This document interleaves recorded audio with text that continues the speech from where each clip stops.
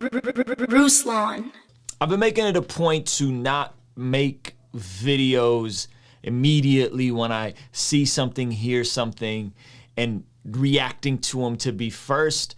This was already talked about by Alan Parr a little bit. My take is going to be slightly different, and none of this is intended to be an attack on Michael Todd. Matter of fact, if you go watch my other videos on Michael Todd, they were all more or less, there's I think 2 of them were positive, and I think he's a brilliant communicator. I think he's an amazing preacher, and I've heard him preach in person before, and from what I heard, it was fairly solid. I wanted to give you guys my initial deeper concern for this and take us back to the scriptures. Now, again, I am not one of those folks who thinks, Michael Todd is a heretic, or he's a false teacher, he's a false prophet, he's a wolf in sheep's clothing. You're not gonna hear me use those terms on this channel. So just know, for starters, I'm not questioning his heart or his motives, because I don't know his heart or his motives. I really don't.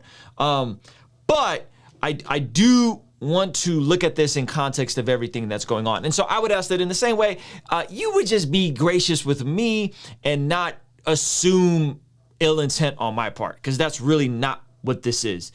I don't have any desire to pastor a church like Mike Todd, or to pastor the size of church of Mike Todd. I could only imagine the pressure and the tension that comes with leading that many people. I have no desire to have a platform and an influence as big as Mike Todd's, because that also comes with pressure and tension and anxiety.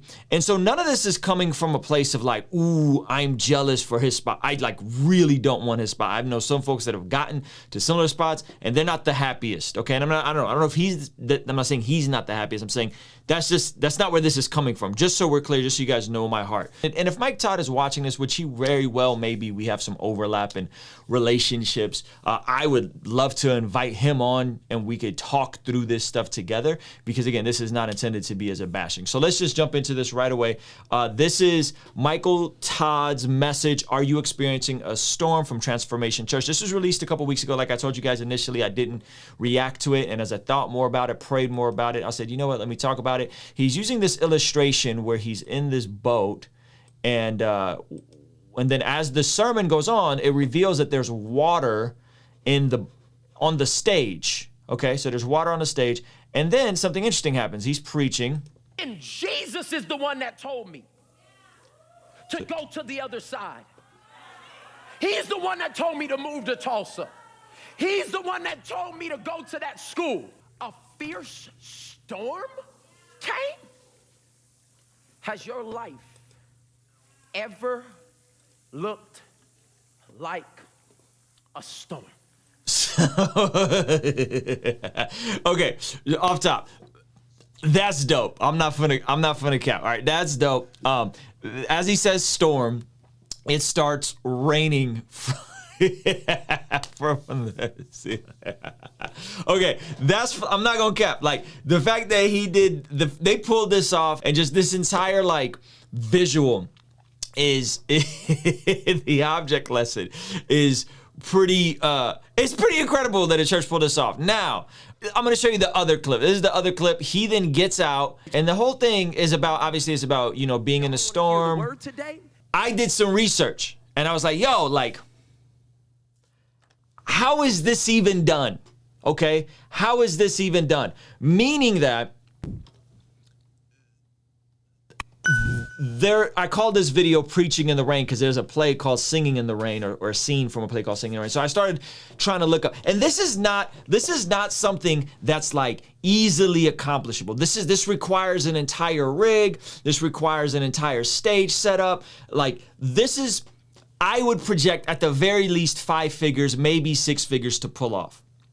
I don't know how much it costs, but that will be my projections. Now, and maybe there's somebody at the church who volunteered and comes from a background in theater and pulled this off. This is not something that's pulled off very common. This is something that's done on very higher end productions, specifically Singing in the Rain. So one, go do some research. You could just look it up on YouTube. They show how this is all done. It's a whole strict stage, and to keep the electrical. This is a very big endeavor.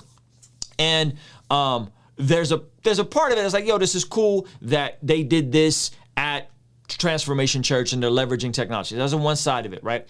Now, the Sneakers and Preachers pointed out that he's wearing $1,000 Balenciaga shoes while he did this, okay? There's nothing wrong with having nice things. There's nothing wrong with big production. What I think the issue is for some people is when you factor this in context of everything that's going on globally, of everything that's going on locally, if in your area, when in context of everything that's going on, there's a production that's a mid 5-figure, maybe 6-figure, maybe more, who knows, production. There's a pastor who's in $1,000 tennis shoes, and he's jumping around the rain and he's preaching it as an object lesson. To me, this is when maybe the object lesson, the metaphor, becomes bigger and more important than the message that's being delivered, though I do think that some people were there in person and were touched by it and that whole thing. But I wanted to take this back to my very first exposure to Michael Todd and how much it appears that maybe some of his views have changed. And this was initially when I got a bad taste in my mouth. And this is a clip from February 1st, 2018.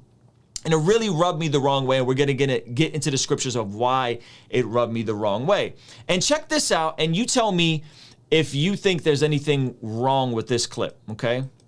What God wrecked me on in August as I sat in a room next to Charles in Dallas, Texas, is what he's about to share with you right now. This changed my life.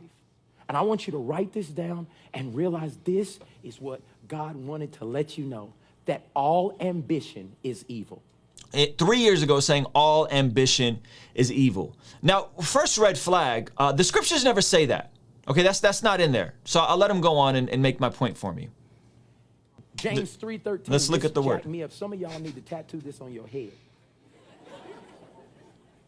It says, if you are wise and understand God's ways, so that's a huge prerequisite, that you're wise and you understand God's ways. Prove it by living an honorable life, doing good works with the humility that comes from wisdom. Watch this. But if you are bitterly jealous and there is selfish ambition in your heart, like this is the beautiful thing about it, because nobody comes out and is like, I'm ambitious, like I'm trying to do it. God says, if there is a drop of ambition in your heart, like there's something in you that's trying to make a way, a name, do more for yourself. If there's a drop, he said, I look at the heart. Come on, let's be honest. I'm being very honest with you up here. There's a lot of things in me. I'm going to be blessed so I can show everybody that I'm blessed. Or go or be at a certain place. Somehow we will be able to be better and feel more secure and understand what God is doing in our life. And he said, all ambition is evil. Does the scripture say that? Yes or no? No, the scripture clearly says all selfish ambition is evil.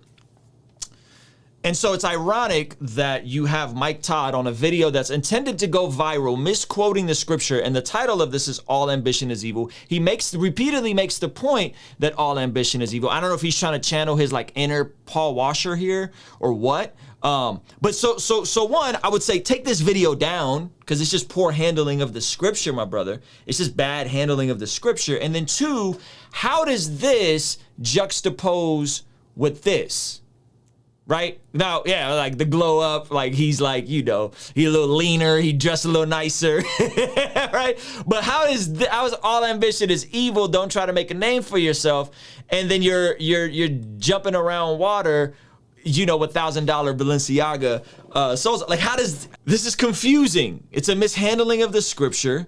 It's adding something there that isn't there, right? And we're going to now talk about. We're going to now talk about, and we'll come back to Mike Todd, but we need to talk about what is ambition, what does godly ambition actually look like? And Jesus had a lot to say about this. And how does this relate in the grand scheme of whatever's going on at Transformation? Just as a rule of thumb, I don't know, me personally, I don't know what this costed. I don't know how much effort this took. What elder board is approving something like this? Right? What elder board is like, yeah, we should spend money on this prop or this idea? What, right? That makes me question that. Maybe he came out of his pocket, whatever. But again, in the middle of a pandemic, in the middle of people wanting, you know, stimulus checks and all this kind of stuff, let's look at what the scriptures say. It comes up first in Luke 9:46, okay? An argument arose among them as to which of them was the greatest. Okay, so now you have, these are the disciples of Jesus, they're walking with Jesus, and an argument arises. Hey, who's the greatest among us?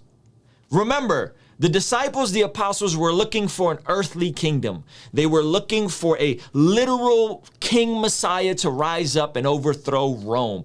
That is what they viewed the Messiah as, not someone to deal with the consequence of sin in dying on a cross. That's why they were so confused. So Jesus, knowing their reasoning of their hearts, took a child and put him by his side and said to them, whoever receives this child in my name receives me, and whoever receives me receives him who sent me. For he who is least among you,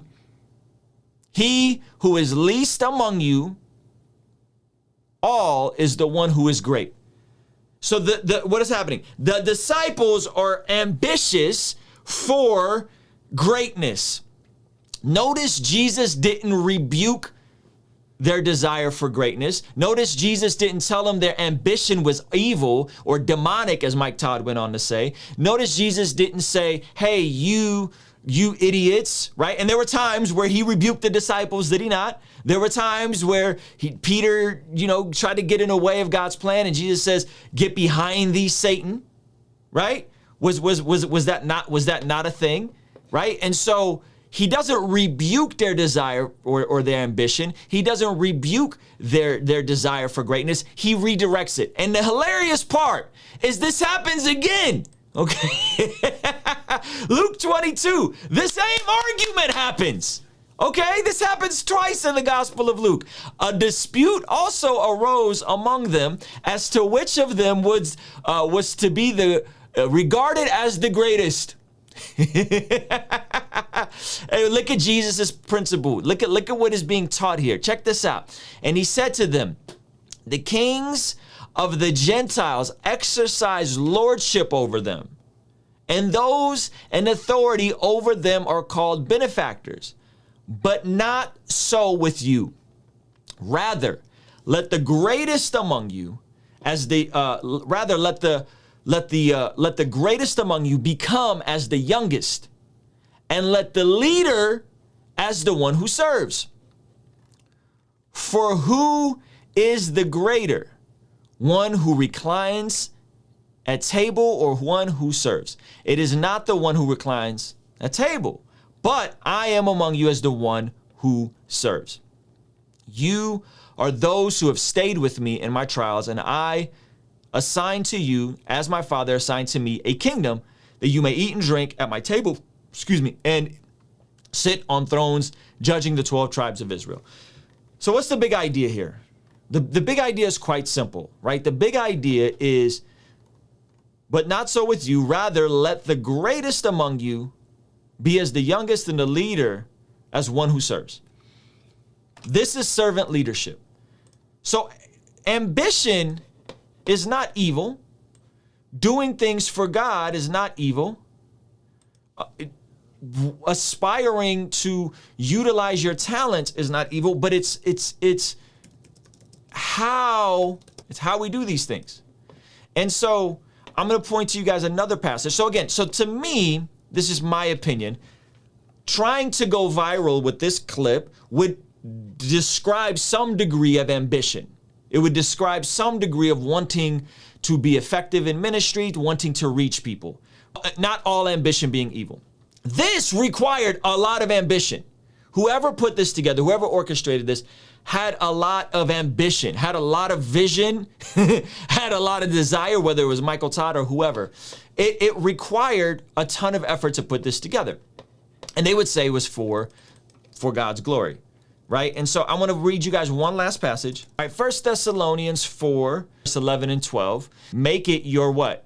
Your ambition, your aspiration to lead a quiet life. You should mind your own business and work with your hands, just as we told you, so that your daily life may win the respect of outsiders, and so that you will not be dependent on anyone.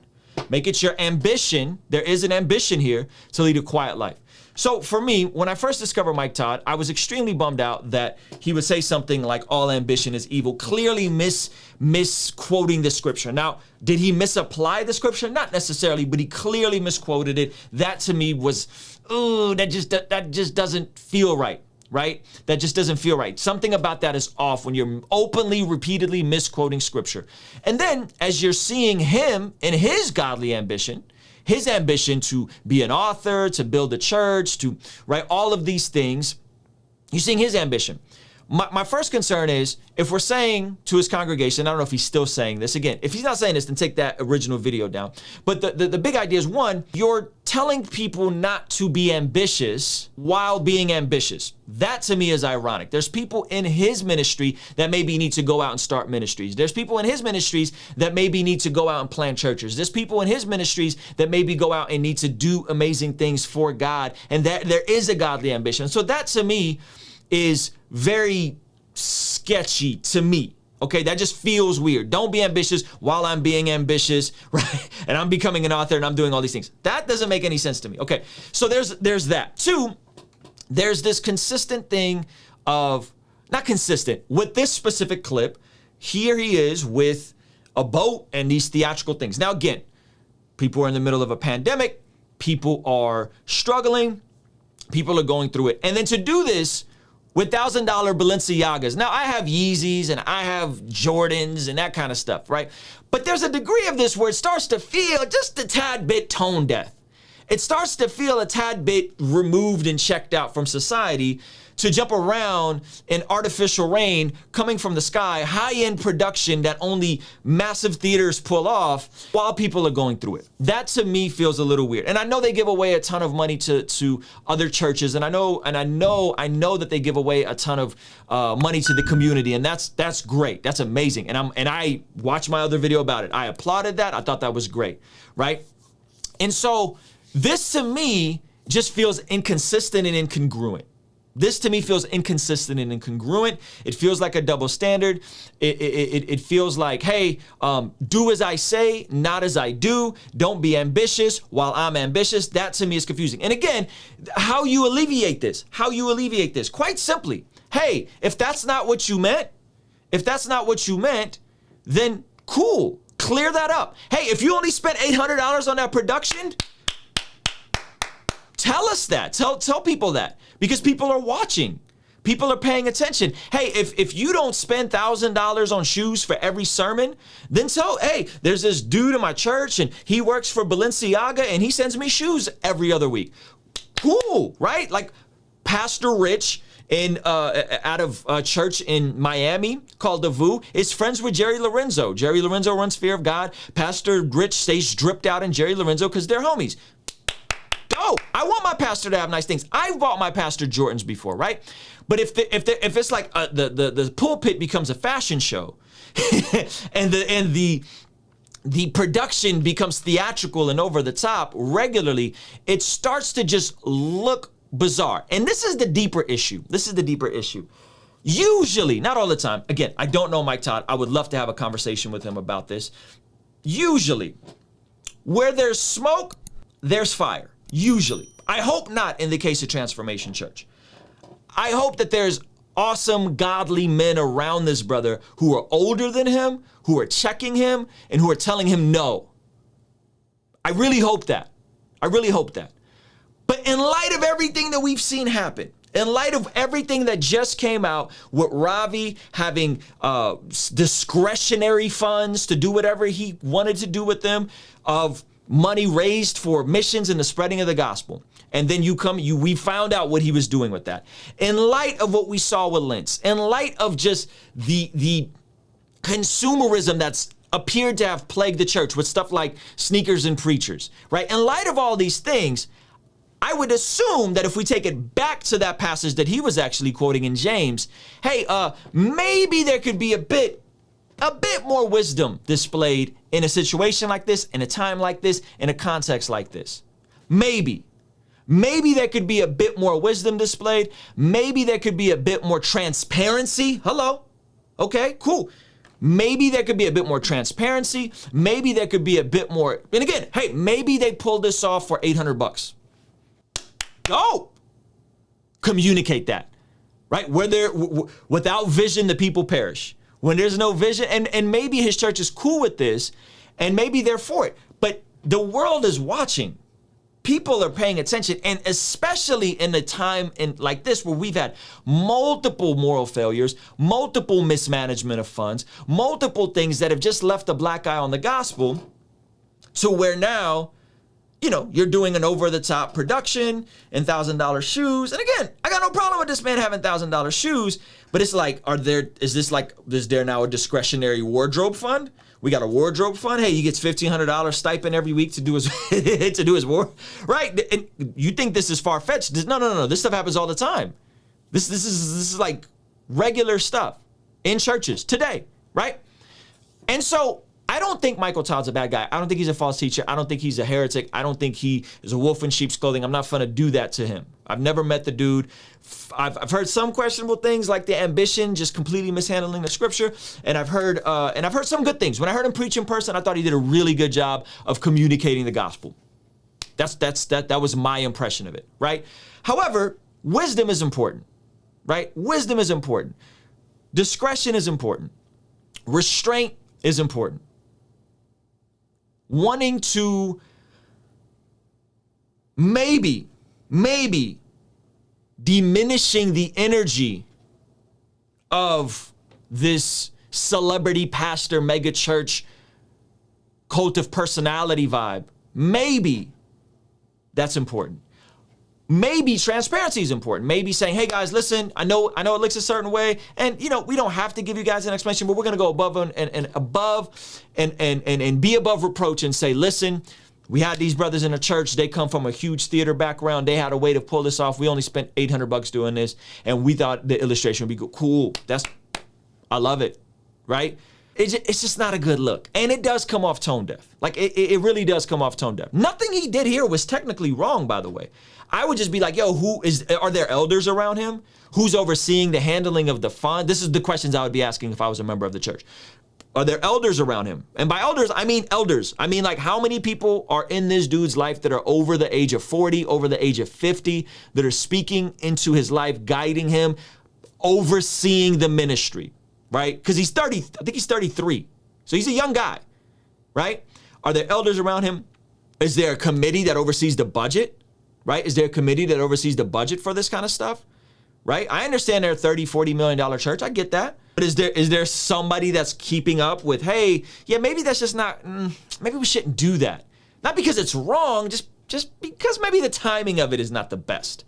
Those are the questions that I would have. He's 34, thank you.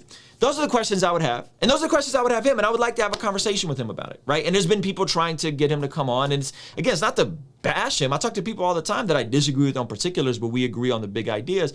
And I think that's a good, healthy thing to do, right? So that you're not just caught up in an echo chamber of a bunch of yes men. We've seen where that gets people. We've seen what isolation does. We've seen what the pressures of preaching at this level and needing to perform every week and to give a fresh word every week. Like, we've seen where this leads to people's health, people's marriages, people's sexuality, people's purity.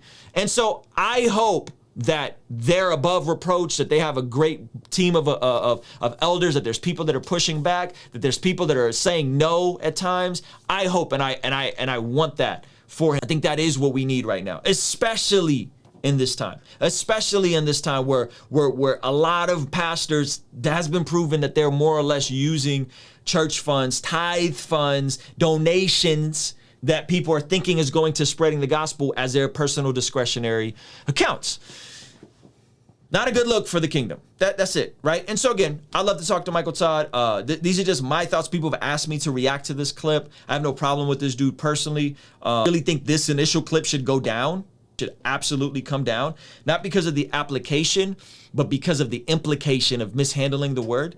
And those are my personal thoughts. And you guys can disagree with me and whatever. I have no desire to do what he does. I have no desire to lead a church. I have no desire to have a platform that big. I have no desire to have that much weight, spiritual weight on my shoulders. No desire. That brother's under a degree of pressure that I won't comprehend, and I don't want to comprehend, and I do not envy and want to be in his shoes. However, he's influential. There's people watching, and I think wisdom is what I would love to see, and I would love to see a bit more transparency in situations like this, just because the world's watching. The world's watching, people are paying attention, people have questions, people are repeatedly trying to cancel Christian leaders right now because of the stuff we've seen, and there seems to be a pattern. So those are my thoughts. I want to hear from you guys. Kingstream Entertainment. Ruslan.